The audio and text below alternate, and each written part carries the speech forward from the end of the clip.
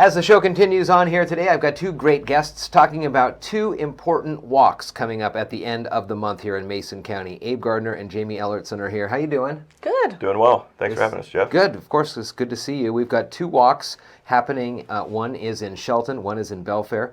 The Shelton walk is on the 31st. It's meeting at Kneeland Park, and the first in Belfair starts at the Timberland Regional Library there. These are important walks to shine the light on overdose awareness. And over these years, more and more awareness has been brought to the community, which at times has been ravaged by overdoses. We've seen a lot of tragedy there. And talk to us a little bit about what you do and what the aim of these walks are going to be. So the aim of these walks is just to, like you said, shed light on overdose awareness. It's a topic that kind of gets swept under the rug. For families, a lot of families are still struggling when they lose somebody that they love.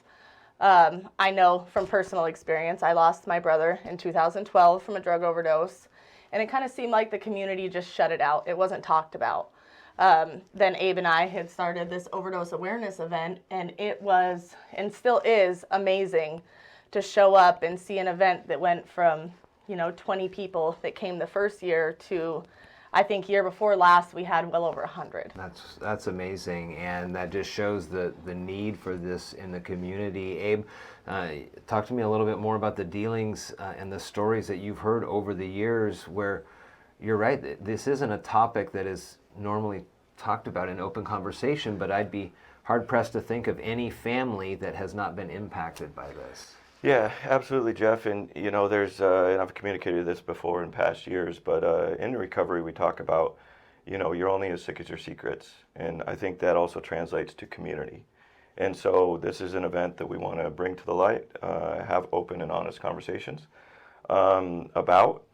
And not only are there folks gathering that have been impacted by overdose, but I think a real testament to our community coming together. We have leadership that's involved. We've reached out to county commissioners, our police chief, and others that are going to say some words at both the Shelton Walk as well as the Belfair Walk.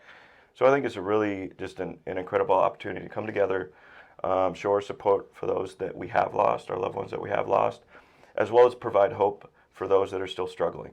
And we have a lot of folks that show up, and I can, from personal experience as well, that have survived overdose. And so we celebrate those people as well. And it's just been a really incredible event. We have signs, we wear shirts, we walk down the kind of the main roads there, and we get a ton of folks honking and waving and really supporting the event. So we're looking forward to it this year. When it comes to Mason County in general, overdoses have been a struggle. We've talked about those over the years, and I'm seeing more and more reports and videos of the fentanyl that is out there, and how just how devastating that is in such small quantities. And there's a lot of folks who, it's hard to understand how little it takes for fentanyl to really impact you. Mm-hmm. Abe, you have anything more on that? Yeah. And that's why I think it's really important to raise awareness and also equip those that are in active use with the proper tools and knowledge and education to make sure that they are as safe as possible.